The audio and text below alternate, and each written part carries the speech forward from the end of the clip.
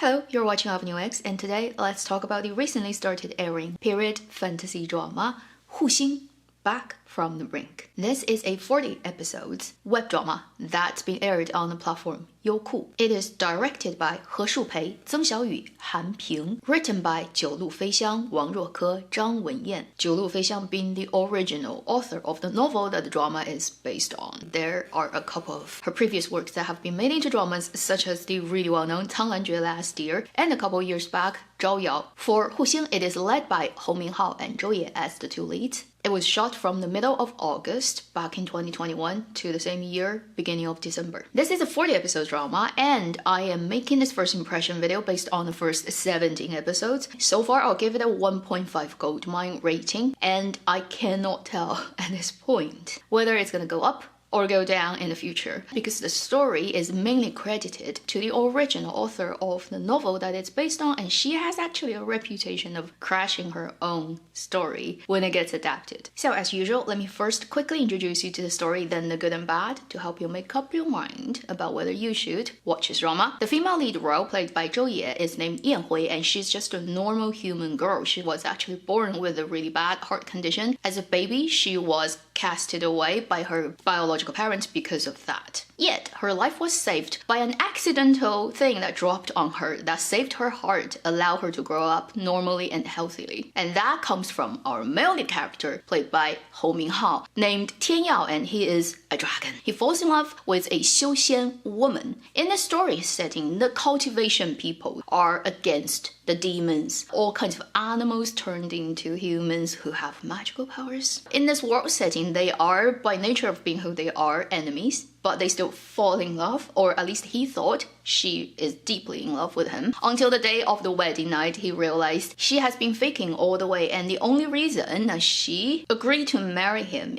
is so that she can murder him when he's least alarmed, to steal all his scale and his power, to make a legendary armor so that her real lover can live forever. That's so twisted. Anyway, our unfortunate male lead character, the dragon, got dismembered by the lover and buried in different locations in this world, so that he cannot die, but he also cannot come back as one piece. But she didn't succeed because it lacks one last piece, which is that heart scale that he managed to throw out before she can grab it. And that thing accidentally landed on the baby, and that thing helped her to survive and gave her a healthy heart. She lived like a beggar on the street until she's about 9-10 years old and got picked up by a Xian person, her shifu, played by Zhang Zhiyao. So she spent the next about 10 years of her life up in the mountain training, and those are all previous histories of the setup of the story before our proper story starts, when our female lead character leaves the mountain, goes into the world, and encounters the dragon guy. Let's get into the detail. First, on the positive end, point number 1. This is a point that I never thought I'd mention for drama or even consider it to be worth talking about as a positive point, but due to recent drama that aired on the same platform that shocked me to no end. This drama, everybody had very normal makeup. Second positive point,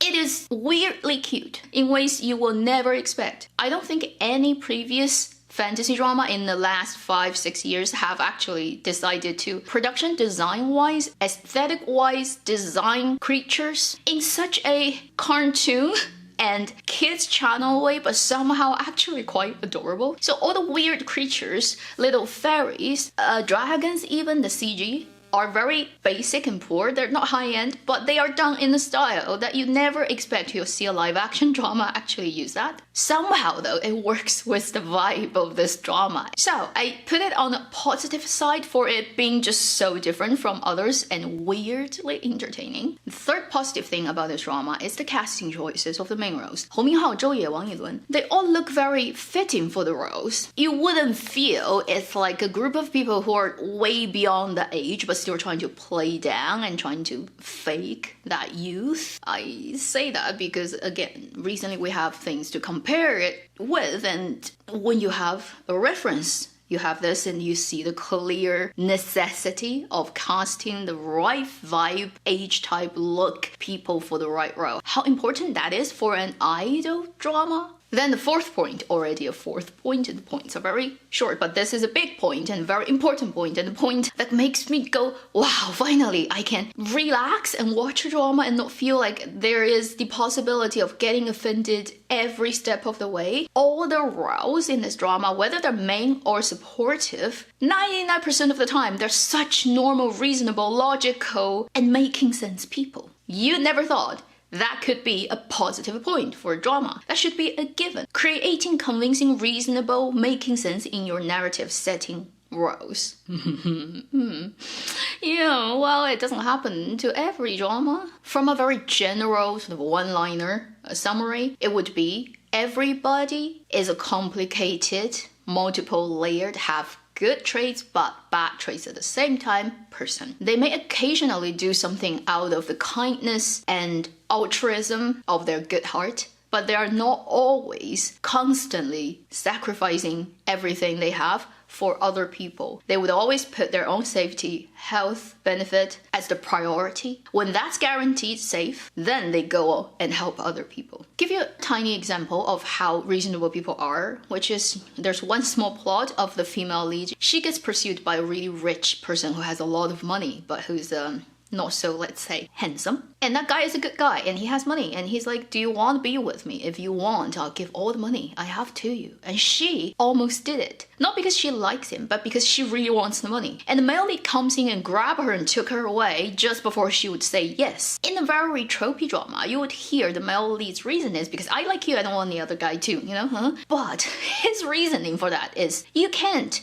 cheat that guy. You don't like him at all. And if you do that, you are being dishonest and you just want the marriage for the money. And I cannot see that happening and not stopping it because you're doing the wrong thing to that guy. That guy is innocent. That's his reasoning. He really means it, not using that as an excuse. Wow, such normal humans with very good values and a reasonable head and have decency. And it doesn't just happen with the main roles. The supporting roles are as that as well. There's a supporting female role. I think if you're watching this drama, you'll highly appreciate what a decent lady she is. And let's say in the drama setting, when the Yao and the humans are against each other, her opinions are much more progressive than what most people would be thinking at the time. But it comes from very reasonable background. She's not like just born being a holy lotus. She has her reasons. And then when she tries to explain that to other people who have different opinions, you wouldn't see it being forced or preach in any way. She would prove with her actions that it's the right way and gradually turning other people's point of view around. So all those plots just create so many interesting, reasonable, realistic, maybe fallible and flawed characters, but then does not stop you from liking them. It really reminds you of some very older Xian that we haven't seen for a long time. That would bring me to talk about the last really positive point about this drama is I so appreciate finally we get a Chinese fantasy drama in 2023 where it's no longer every main character is a freaking princess, prince, the only god in heaven and earth who has the greatest birth lineage from whatever ancient history, who has the greatest power, either destined to be the only god or destined to be the only devil. And the whole universe's existence rests on their shoulder and they have the biggest power and somehow the only thing they care about is falling in love. So thankful that in this drama, none of the main leads are super high class existence. We don't have a heavenly realm in this story. We don't even talk about any form of emperor or ruler, whether it's heavenly emperor or human emperor. Yes, the male lead is a 1,000 years old dragon, but that's it.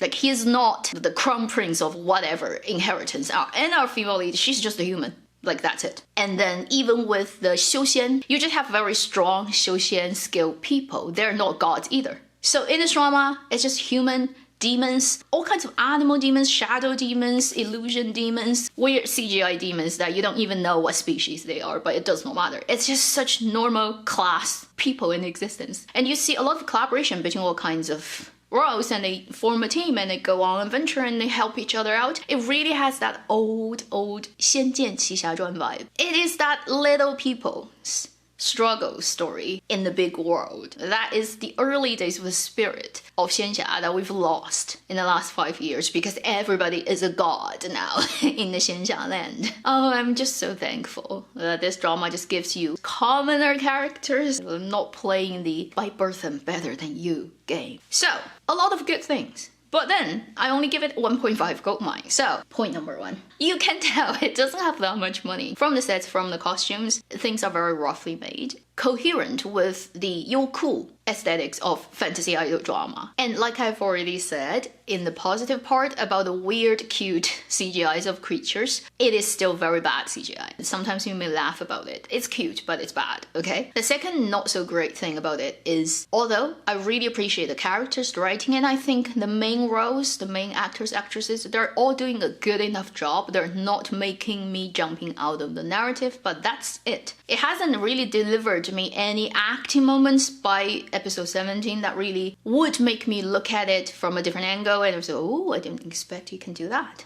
Like, not even one moment of the acting has gotten to the point where I'm like, wow. If you already have a good enough script of the characters, even when you don't have that much money, if your acting is really superb, it can make a difference. Unfortunately, at this point, I haven't seen anybody having the ability to pull the story one step up. Then there are a couple of things. Closer to episode 15, 16, 17, around those time, you start to see problems showing up and you're a little bit worried. The alarm starts to go in your head. And if you've watched Zhao Yao previously, many years ago, and suffered, you know what that alarm clock feels like. Plot and characters starts to wobble. Don't quite stay consistent as they've been set up in the earlier episodes. There are two main points. Point number 1 is there is a plot that happened that shocked a lot of people by episode 16, end of episode 16. Basically, the male lead did something that is significantly hurtful to the female lead without explaining or doing anything. He just like heads right into it. You can reason it around in later episodes, yes, because he did it for reasonable reason. But as an audience, when I watch to that point, because I believe who those two characters are by everything they've set up, at that point when that action happens, it's very out of character and out of the setup of who they are before, because they have since day one been